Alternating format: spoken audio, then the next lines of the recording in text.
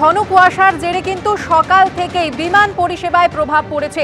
7টি বিমান ছাড়তে বিলম্ব হয়েছে দমদম বিমানবন্দর থেকে এবং কলকাতাগামী 3টি বিমান অন্য বিমানবন্দরে পাঠানো হয়েছে। চরম ভোগান্তির শিকার বিমান যাত্রীরা।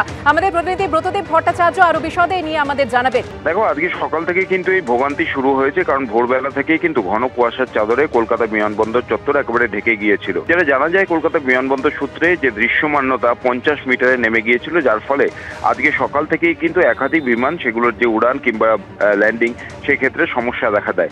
কলকাতা বিমানবন্দরে ক্যাট 3 ল্যান্ডিং সিস্টেম রয়েছে, কিন্তু তা সত্ত্বেও কিন্তু আজকে সকাল থেকে বিমান টেক অফ কিংবা ল্যান্ড করতে পারেনি। ডিপারচারের 30টি বিমান সেগুলো তার নির্ধারিত সময়ের থেকে অনেকটাই দেরিতে চলছে, কারণ যে সময় সেগুলো কলকাতা ছেড়ে যাওয়ার কথা ছিল সেই সময় কিন্তু কলকাতা থেকে সেগুলো টেক অফ করতে পারেনি ঘন কুয়াশার জন্য। এছাড়া কলকাতাগামী যেগুলো বিভিন্ন বিমান দেশের বিভিন্ন প্রান্ত থেকে আসছে সেগুলোও কিন্তু ব্যাহত হয়েছে।